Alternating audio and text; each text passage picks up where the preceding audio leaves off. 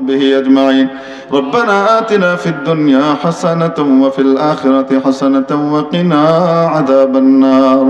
ربنا ظلمنا أنفسنا وإن لم تغفر لنا وترحمنا لنكونن من الخاسرين.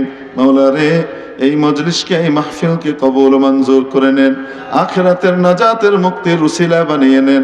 মাবুদ রে, জীবনের সমস্ত গুনাহ খাতা মাফ করে দেন। ময় মুরব্বী, আত্মীয় স্বজন, বাবা মা যারা এই দুনিয়া থেকে বিদায় নিয়ে চলে গেছেন রে মাবুদ, সকল মুসলিম নরনারীকে মেহেরবানি করে ক্ষমা করে দেন, তাদের কবরগুলোকে জান্নাতের বাগান বানিয়ে দেন।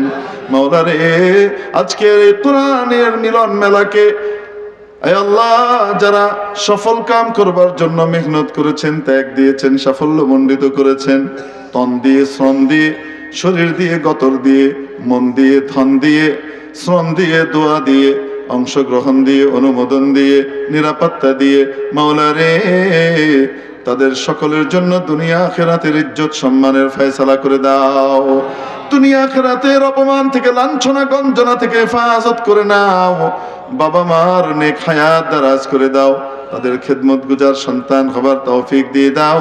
আমাদের সন্তানদেরকে দিনদার, পরহেজগার, বাবা মার খেদমত গুজার সন্তান হিসেবে কবুল ও মঞ্জুর করে নাও। আয় আল্লাহ, আমাদেরকে আখিরাত মুখী বানিয়ে দাও। আয় আল্লাহ, জান্নাতের মালিকানা আমাদের জন্য বরাদ্দ করে দাও। জান্নাতুল ফেরদাউস আমাদেরকে তুমি নসিব করে দিও রে মাবুদ। মাওলা রে, অভাবের অভাবকে দূর করে দাও, প্রশস্ত হালাল রিজিক আমাদের সকলকে দিয়ে দাও। মাবুদ রে, অসুস্থকে সুস্থ করে দাও, ঋণগ্রস্তকে ঋণমুক্ত করে দাও। মাওলা রে, দুনিয়া থেকে যাবার সময় আমাদের হৃদয়ের গভীর থেকে, অন্তরের অন্তঃস্থল থেকে সাহাবীদের মতো পূর্ণ ঈমান আর ইয়াকিনের সাথে ধ্বনিত করে দিও, জারি করে দিও সে মধুর আর মুক্তির কালিমা, লা ইলাহা ইল্লাল্লাহু মুহাম্মাদুর রাসূলুল্লাহ সাল্লাল্লাহু আলাইহি ওয়া আলিহি ওয়া সাহবিহি আজমাইন। ওয়ারিস আলেম ওলামাদের তত্ত্বাবধানে থেকে কোরআন সুন্নাহ অনুযায়ী আল্লাহর রেজামন্দির সাথে বাকি জীবন কাটিয়ে মাবুদকে খুশি করবার তৌফিক দান করেন।